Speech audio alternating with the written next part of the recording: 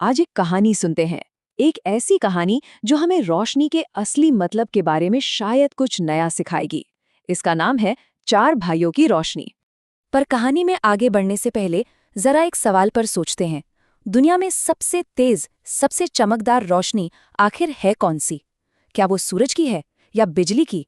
ये सवाल इस कहानी के बिल्कुल दिल में है और इसका जवाब शायद आपको हैरान कर दे। तो चलिए, कहानी शुरू होती है एक बहुत ही शांत, प्यारे से मोहल्ले से और वहां के एक घर से जिसमें चार भाई एक साथ रहते थे। तो कौन थे ये चार भाई? चलिए मिलते हैं इनसे।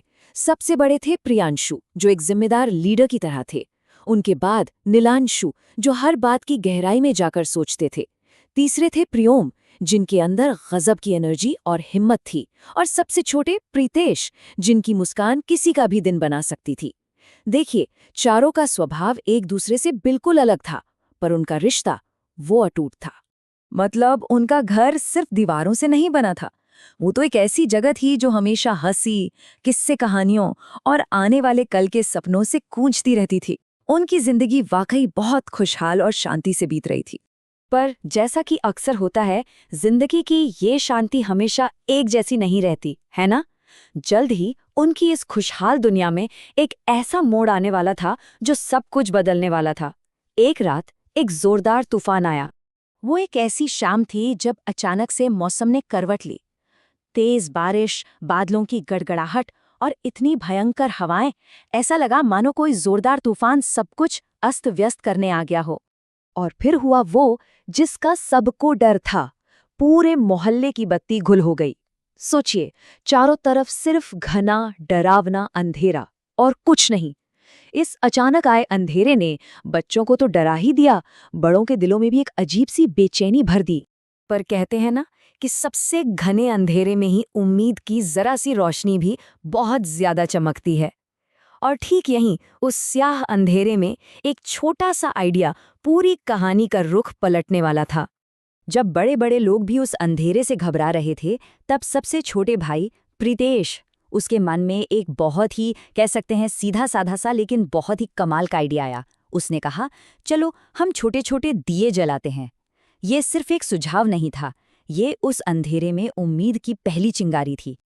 और बस उस एक आइडिया ने जैसे सबको जगा दिया। चारों भाई फौरन काम पर लग गए। बड़े भाई प्रियांशु ने तुरंत सबको उनके काम समझा दिए।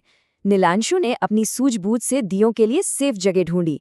प्रियोम अपनी फुर्ती से सारा सामान ले आया और प्रीतेश, उसने छोटे बच्चों को कहानियां सुनाकर उनका मन बहलाया। सब अपना अपना काम कर रहे थे, एक साथ, एक ही मकसद के लिए। तो उनकी इस मेहनत का, इस एकता का नतीजा क्या निकला? क्या सच में कुछ छोटे छोटे दिए इतने बड़े घने अंधेरे को हरा सकते थे? और फिर एक एक करके उन छोटे छोटे दियों और मोमबत्तियों की लौ जलने लगी। धीरे धीरे पूरा मोहल्ला उस अंधेरे को चीरती हुई एक गर्म, सुनहरी रोशनी से जगमगाने लगा। वो नज़ारा सच में बहुत ही खूबसूरत था। भाइयों की ये कोशिश देखकर ना मोहल्ले वालों की आंखों में आंसू आ गए। और एक बुजुर्ग पड़ोसी ने जो बात कही, वो शायद इस पूरी कहानी का दिल है। उन्होंने कहा, तुम लोगों ने सिर्फ दिए नहीं जलाए, हमारे दिलों में भी रोशनी कर दी है। मतलब सिर्फ बाहर का अंधेरा नहीं, बल्कि अंदर का डर भी खत्म हो गया था। तो क्या ये रोशनी बस कुछ देर की थी? क्या बिजली आने के बाद सब कुछ वैसा ही हो गया जैसा पहले था? चलिए, कहानी के इस आखिरी हिस्से में इसका जवाब जानते हैं।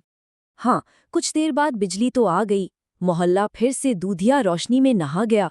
लेकिन उस तूफानी रात के उन छोटे छोटे दियों की रोशनी, उसकी गर्माहट, वो लोगों के दिलों में, उनकी यादों में हमेशा के लिए बस गई।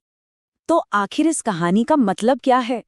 देखिए, वो अंधेरा सिर्फ बिजली का जाना नहीं था, वो था डर का अंधेरा, अकेलेपन का अंधेरा, बेबसी का अंधेरा। और वो जो रोशनी थी, वो भी सिर्फ दियों की लौ नहीं थी, वो हिम्मत की रोशनी थी, एकता की रोशनी थी और एक दूसरे के लिए प्यार की रोशनी थी। तो घूम फिर कर हम वापस उसी पहले सवाल पर आते हैं। दुनिया की सबसे तेज रोशनी कौन सी है? वो बिजली नहीं है। सबसे चमकदार रोशनी तो हिम्मत, प्यार और एकता से जलती है। और ये एक ऐसी रोशनी है जिसे दुनिया का कोई भी तूफान, कोई भी अंधेरा कभी नहीं बुझा सकता।